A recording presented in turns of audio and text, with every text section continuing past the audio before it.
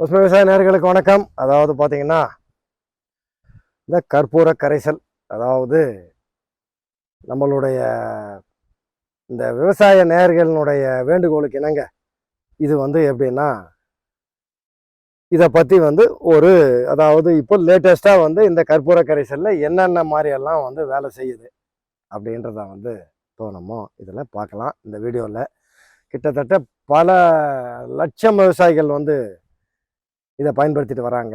அது எனக்கு கிடைச்ச ஒரு பெரிய ஒரு அங்கீகாரம். ரெண்டாவது எங்களுடைய கேவிகேல கூட இதை பயன்படுத்துகிறாங்க. ரொம்ப சந்தோஷமாக இருக்குது. பல விவசாயிகள் இதை பயன்படுத்துகிறாங்க. உகாண்டாவில் ஒரு விவசாயி ஃபோன் பண்ணார். அதாவது இந்த நம்ம தர்பூசணி பண்ணுறாரு. அவரும் இதை தான் பயன்படுத்துகிறாரு. நீங்கள் சொல்கிற இடுபொருள்கள் கிடைக்கல சார், ரொம்ப கஷ்டப்பட்டு தான் வாங்குகிறேன் அப்படின்னு அவர் சொன்னார். அதிகப்படியான சைஸ் வருது அந்த தர்பூசணிகளினுடைய, இது எந்த பூச்சியும் அட்டாக் பண்ணலை அப்படின்னு சொன்னார். அது எப்படின்னா நமக்கு ஒரு சந்தோஷம். இது எப்படின்னா நான் க்ளீனாக சொல்லிட்டேன், என்னுடைய தேவைக்காக கண்டுபிடிக்கப்பட்டது, விருப்பம் இருந்தால் பயன்படுத்திங்க, அவ்வளோதான். இதில் எதுவும் என்னுடைய கண்டுபிடிப்புகளை நான் விற்கிறதோ வியாபாரம் பண்ணுறதோ கிடையாதுங்க. சொல்லிடுறேன், அவ்வளோதான். எல்லாத்தையுமே சொல்லிடுறேன். விருப்பம் இருக்கிறவங்க ரொம்ப பேர் அதுங்களை அவங்க பயன்படுத்திட்டு வராங்க. முதல் எனது கற்பூர கரைசல், ரெண்டாவது மேம்படுத்தப்பட்ட அமிர்த கரைசல், மூணாவது தேங்காய் பால் கடலை புண்ணாக்கு கரைசல், நாலாவது பார்த்தீங்கன்னா வைக்கோல் படுகை நெல் நாற்று முறை, ரெண்டாவது அதிவேக வளர்ச்சி ஊக்கி, அதுக்கு அடுத்தபடியாக இயற்கை கரைக்கொல்லி. இயற்கை கரைக்கொல்லி ஏற்கனவே சொல்லிட்டேன், 2 பாட்டாக இருக்குது. இது வரைக்கும் அதை ஒன்றா சேர்க்கலை. அதில் இன்னும் சில சோதனைகள் பண்ண வேண்டியிருக்குது. அது கொஞ்சம் லேட் ஆகும். அதான் விஷயம். நெல் பயிரில் யூஸ் பண்ணக்கூடிய இயற்கை களைக்கொல்லி ஒன்று இருக்குது. அதை வேணால் நான் இன்னொரு வீடியோவில் நான் சொல்கிறேன், ஆச்சுங்களா. இது என்னுடைய கண்டுபிடிப்புகள். இது எல்லாத்தையுமே சொல்லிட்டேன், எதையுமே நான் இதை காசாக்கலை, ஆச்சுங்களா. இது ஒன்று. இப்போ இன்னைக்கு அதை எப்படி செய்யலாம், அதாவது இதில் இன்னொரு விஷயம் என்னன்னா, இந்த யூடியூப்ல மேம்படுத்தப்பட்ட கற்பூர கரைசல்னு ஒரு மேதாவி அதிமேதாவி ஒருத்தர் சொல்லியிருக்கிறாரு. இது நல்லா வேலை செய்யுது அப்படின்னு. கற்பூர கரைசல் இதுதாங்க. இன்னொரு 1000 வருஷம் ஆனாலும் இதில் மேம்படுத்தலாம் முடியாது. இது ஒரு நாள் 2 நாள் யோசனை பண்ணி நான் பண்ணலை, பல வருடங்கள் யோசனை பண்ணி தான் இதை நான் பண்ணியிருக்கேன். எல்லா பயிருக்கும் எல்லா வியாதிக்கும் ஒரே மருந்து. பாதி இறக்கக்கூடிய நிலையில் இருக்கக்கூடிய மரம் கூட இதை நீங்கள் வேரில் கொடுக்கும்போது அது திருப்பி உயிர் நல்லா வளர்ந்து, நான் ஏற்கனவே என்னுடைய வீடியோவில் சொல்லியிருக்கிறேன். இப்போ இந்த அலமாதி சென்னை பக்கத்தில் ஒரு, அதாவது ரெட்டில்ஸ் பக்கத்தில் ஒரு ஊரில் கோயில் வேப்ப மரம், அது இந்த மாதிரியான ஒரு பிரச்சனை இருக்குதுன்னு சொல்லிட்டு அதுக்கு இந்த இதை நான் சொல்லியிருக்கேன். அதனுடைய ஃபீட்பேக் எனக்கு இன்னும் வரல. அதனுடைய ஃபோட்டோ கூட உங்களுக்கு நான் கிளியராக அடுத்த இதில் நான் இது பண்ணுறேன். அந்த ஃபீட்பேக் நான் வாங்கின பிறகு, ஆச்சுங்களா. இது ஒரு பக்கம். ரெண்டாவது இன்னொரு மேதாவி என்ன சொல்லியிருக்கிறாருன்னா, சுண்ணாம்பு போடாதீங்க, திரியா போகுது. எப்பவுமே ஒரு விஷயத்தை நல்லா கிளியராக புரிஞ்சுங்க. இதில் கற்பூரம் என்ன பண்ணோம்னா, அந்த நுகர்வு உறுப்புகளை காலி பண்ணிட்டோம். வேப்பெண்ணையும் கற்பூரமும் சேரும்போது வரக்கூடிய ஒரு யோசனை. அதனால தான் இது ரெண்டுத்தையும் ஒன்றா மிக்ஸ் பண்ணுறோம். ரெண்டாவது வேப்பம்ன்றது எல்லா வியாதிகளுக்கும் உண்டான ஒரு மருந்து. அதனால் அதை நம்ம நீரில் கரையும் தன்மைக்கு மாற்றி யூஸ் பண்ணுறோம். இந்த கோமியம்ன்றது எப்படின்னா, பல சத்துக்கள், அதாவது வளர்ச்சி ஊக்கியாகவும் செயல்படுறதுக்கு இந்த கோமியத்தை மிக்ஸ் பண்ணுறோம். அதுக்கு அடுத்தபடியாக பார்த்தீங்கன்னா, மஞ்சத்தூளும் சுண்ணாம்புத்தூளும். மஞ்சத்தூளுன்றது ஒரு கிருமி நாசினி, உங்களுக்கே தெரியும். சுண்ணாம்புத்தூள் அதை விட அந்த காலத்திலே செவுத்துக்களுக்கு நம்ம சுண்ணாம்பு தான் நம்ம அடித்தோம். பார்க்குறதுக்கு அழகாகவும் இருக்கும், அதே நேரத்தில் நமக்கு தீமை செய்யும் அந்த இதை உயிர்களையும் அந்த பூஞ்சானங்கள் எல்லாத்தையுமே காலி பண்ணக்கூடிய ஒரு சக்தி அந்த சுண்ணாம்புக்கு இருக்குது. அதனால் சுண்ணாம்பு கண்டிப்பாக பயன்படுத்தணும். ஒரு சில மேதாவிகள் அவங்க எப்படின்னா வியாபாரம் பண்ணுறவனுங்க என்ன சொல்கிறானுங்கடான்னா, இதில் சுண்ணாம்பு போடாதீங்க. இன்னொருத்தருடைய அந்த கண்டுபிடிப்பை உங்களுக்கு அதை பற்றி முழுமையாக தெரிஞ்சால் சொல்லணும். சும்மா அதை பற்றியெல்லாம் சொல்லக்கூடாது. அதுதான் என்னுடைய ஒரு கோரிக்கை. உங்கள் வேலையை பாருங்கள். நீங்கள் ஏதோ விற்றுக்கிறீங்க, நீங்கள் பண்ணுறீங்க, அது உங்கள் வேலை. அது அதனால் இப்போ அதில் சுண்ணாம்பை பற்றி முழுமையாக தெரிஞ்சால் நீங்கள் சொல்லணும், இல்லைன்னா அதை சொல்லக்கூடாது. சுண்ணாம்பனுடைய வேலை என்னன்னு நான் சொல்லிட்டேன். இது கண்டிப்பாக அதில் அதை ஒழுங்காக கரைச்சி அதை ஸ்ப்ரே பண்ண முடியலன்னா அப்புறம் என்னத்துக்கு நீ ஒரு விவசாயி, அப்புறம் நான் இதை சேல் பண்ணுறேன், இதை வாங்கிக்கிங்க அப்படின்னு ஏன் சொல்கிறீங்க? அதை எல்லாத்துக்குமே ஒரு வேலை இருக்குதுங்க. அந்த காலத்துல இருந்து எல்லாமே இப்போ பஞ்சகாவியா எடுத்துங்க, எல்லாத்துக்குமே அவங்க ஒரு கண்டுபிடிப்பை ரெடி பண்ணி வச்சிருக்கிறாங்க. அது இந்த மாதிரி அதை யூஸ் பண்ணும்போது இந்த மாதிரி வேலை செய்யன்றது தான் அவங்களுடைய கணக்கு. இப்போ நீங்கள் அந்த கொம்பு சாண உரத்தையே எடுத்துங்க, அதுலேயே எல்லாமே இத்தனை கிராம் எடுத்து அவங்க பல பயிர்களில் வந்து அவங்க வந்து தெளித்து இது இதை நீங்கள் யூஸ் பண்ணிக்கலான்னு வந்து அவங்க சொல்கிறாங்க. பஞ்சகாவியா கண்டுபிடிச்சவங்களும் அப்படி தான் சொல்கிறாங்க. இந்த ஜீவாமிரதம் கண்டுபிடிச்சவங்களும் அதான் சொல்கிறாங்க. அதனால் நீங்கள் பெரிய வந்து ஒரு எல்லாரையும் இல்லை, ஒரு சிலவன் அவன் என்ன சொல்கிறான்டான்னா இந்த மாதிரி வந்து நீங்கள் சுண்ணாம்பை பயன்படுத்த வேணான்றான். அதனால் இதில் மேம்படுத்தப்பட்ட கற்பூர கரைசலை கொண்டு வர முடியாது. அவ்வளோதான். இது இன்னொரு 1000 வருஷம் ஆனாலும் இதில் என்னன்னா அந்த பூச்சிகளுக்கு இடையே எதிர்ப்பு சக்தி என்றைக்குமே உருவாகாது. நீங்கள் வேணால் செக் பண்ணி பார்த்துங்க. எல்லாத்துக்குமே உருவாகுது ரசாயன அந்த பூச்சிக்கொல்லிகளுக்கு எல்லாத்துக்குமே. இது வந்து பூச்சி விரட்டி, இது என்றைக்குமே வராது. அதாவது எப்படின்னா ஒரு விஷயம் என்னென்னா, இப்போ அந்த ரசாயன மருந்துகளை பண்ணும்போது நன்மை செய்யும் பூச்சிகள் தீமை செய்யும் பூச்சிகள் ரெண்டுமே போயிடும்.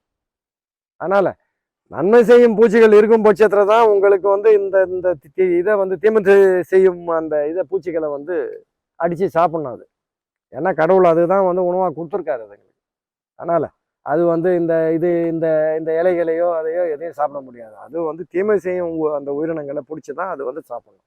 ஏன்னா அதனுடைய இதுவும் ஆகிடும், இப்படி பெருக்கம் அதிகமாகிடும் தான் கடவுள் வந்து அதை அந்த ஒரு லைஃப் சைக்கிளை வச்சிருக்கிறாரு. ஆச்சுங்களா? அந்த காலத்தில் வந்து எப்படின்னா அந்த சாம்பலை தெளிப்பாங்க, அடுப்பு சாம்பல் தான் மிகச்சிறந்த ஒரு பூச்சி வெரைட்டி அப்போ. ஏன்னா அப்போ பார்த்தீங்கன்னா வந்து நன்மை செய்யும் பூச்சிகள் அதிகமாக இருந்தது. ரசாயனங்கள் வந்த பிறகு என்னாச்சுன்னா அது ரெண்டுமே போச்சு. அது ஒரு சில நேரத்தில் வந்து அதை ஸ்ப்ரே பண்ணுறவனும் போயிட்டான். பல விவசாயிகள் வந்து அதனால் வந்து பாதிக்கப்பட்டு இறந்து போனவங்க இருக்கிறாங்க. ஒரு விவசாயி செத்து போயிட்டான்னா அதாவது குறைஞ்சபட்சம் ஒரு வருஷத்துக்கு 100 பேருக்கு உண்டான சாப்பாட்டை நம்ம இழந்துடுறோம். யாரும் வந்து எப்படின்னா விவசாயத்துக்கு வர்ற ஆட்கள் யாரும் கிடையாது. அதனால் விவசாயிகளுடைய முக்கியத்துவம் இப்போ தெரியாதுங்க, இன்னும் கொஞ்ச நாள் போகணும். அதுதான் விஷயம். அதனால் இப்போ இதை வந்து நம்ம எப்படி செய்கிறதுன்றதை ப்ராக்டிக்கலாக பார்க்குறோம். இப்போ வந்து பார்க்க போகிறோம். அதுக்கு முன்னாடி இன்னொரு விஷயத்தையும் சொல்லிடுறேன், அதை மறந்துட்டேன். எந்தெந்த பயிர்களில் என்ன மாதிரி மாற்றங்கள் வந்து இது வந்து உருவாக்கும். முதல்ல கற்பூர கரைசல் எப்படின்னா நன்மை செய்யும் பூச்சிகளை உங்கள் வயலுக்கு கொண்டு வரோம். எதாலே முடியாது, ஒரு வேப்பெண்ணெயால் தான் முடியும். இந்த கற்பூரத்தை சேர்க்கும் போது அது இன்னும் மேம்படுது.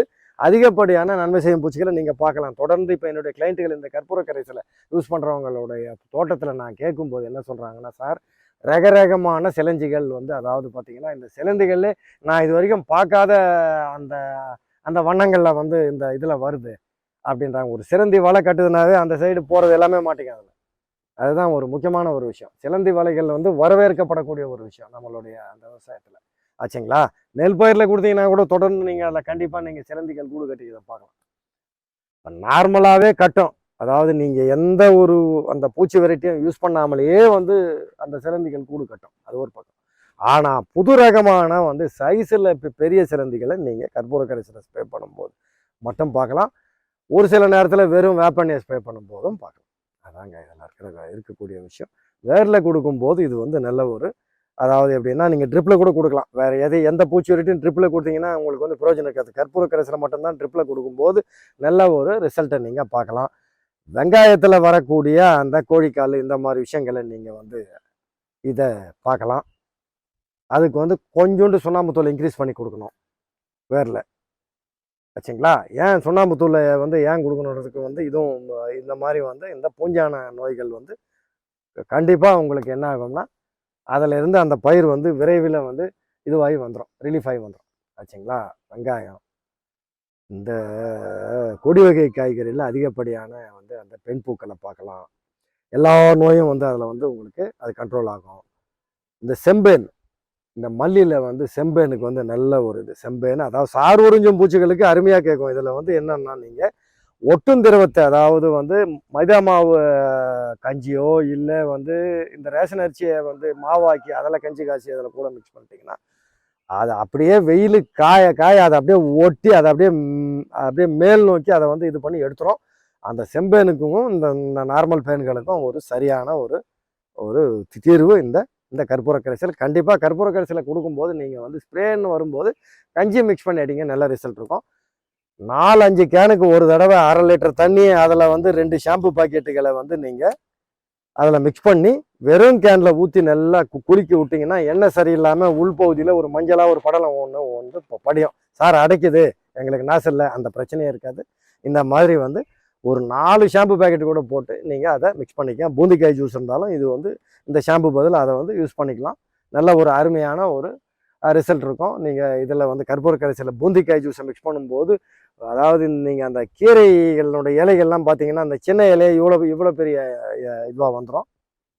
அதுக்கு அடுத்தபடியாக பார்த்தீங்கன்னா மஞ்சளில் வந்து எல்லா இதுவும் இது பண்ணோம். இந்த குச்சிக்கிழங்குல வந்து அருமையான ரிசல்ட்டை பார்க்கலாம். நீங்கள் பல வந்து வியாதிகள் இதை வர்றதுக்கு முன்னாடி கொடுத்தீங்கன்னா நோயே வராதுங்க. அதான் இதில் இருக்கக்கூடிய ஒரு முக்கியமான ஒரு விஷயம்.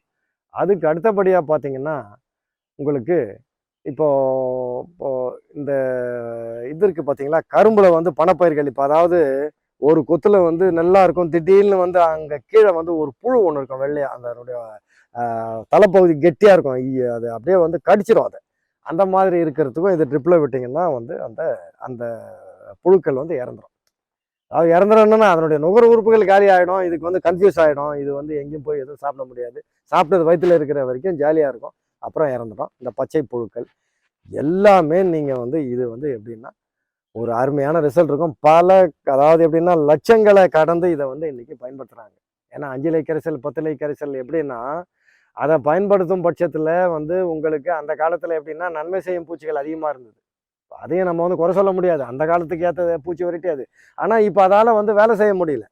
அதுக்கு அதாவது எப்படின்னா நன்மை செய்யும் பூச்சிகள் வந்து நம்மளுடைய அட்மாஸ்பியரில் கிடையாது. எங்கேயுமே நீங்கள் வந்து அதை இப்போது இது பண்ணி பார்க்கலாம். ஏன்னா ரசாயன விவசாயம் வந்து அதிகப்படியாக இருக்குது. இப்போ எல்லாருமே இயற்கையை நோக்கி வரணும்னு சொல்லிட்டு இப்போது இத்தனை வியாதிகளுக்கெல்லாம் காரணம் வந்து எப்படின்னா உரங்களை யூஸ் பண்ணி அதிலேருந்து வரக்கூடிய அந்த இதை வந்து நம்ம வந்து சாப்பிட்றதுனால தான். நமக்கு வந்து எல்லாமே எப்படின்னா இந்த இயற்கையை நோக்கி நம்ம போகலன்னா அதிகப்படியான நோய்களுக்கு ஆளாகி அதிகப்படியான காசு செலவுக்கு நம்ம போயிடுவோம். அதுதான் இதில் எல்லா பயிருக்கும் வந்து எப்படின்னா நீங்கள் அதாவது எப்படின்னா பூ வராத பயிர்களுக்கு வந்து இதை கொடுத்தீங்கன்னா அதிகப்படியான பூக்கள் வர்றதுக்கு வாய்ப்பு. அதே நேரத்தில் இந்த சம்பங்கி, இந்த ரோஸு, அதுக்கு அடுத்தபடியாக வந்து இந்த பட்டன் ரோஸு, இந்த மாதிரி மல்லிக்கு வந்து அருமையான ரிசல்ட் இருக்கும். மல்லியில் வந்து அருமையாக கொண்டு வரலாம். அன்சீசனில் பூவை கொண்டு வரலாம் மல்லியில். வேறு எதாலே முடியாதுங்க, இதால் தான் முடியும். இப்போ நீங்கள் பார்த்தீங்கன்னா பெங்களூராலாம் ஒரு சிலது வந்து அவங்கெல்லாம் வந்து கல்தார் யூஸ் பண்ணுறாங்க. அதை பதில் வந்து கற்பூர கரைசலை நீங்கள் வேரில் கொடுத்து மேலே தொடர்ந்து ஸ்ப்ரே பண்ணிங்கன்னா அதுலேயும் நீங்கள் பூக்களை உருவாக்கலாம். தொடர்ந்து கல்தார் கொடுத்தீங்கன்னா அந்த மரம் இறந்துடும்.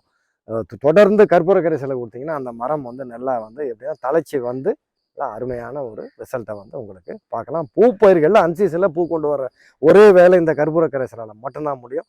நீங்கள் வேணால் வந்து அதை செஞ்சு பார்த்துட்டு எப்படி என் நம்பர் கொடுப்பாரு, உங்களுடைய ஃபீட்பேக்கை வந்து எனக்கு வந்து நீங்கள் ஃபோன் பண்ணி அதை சொல்லலாம்.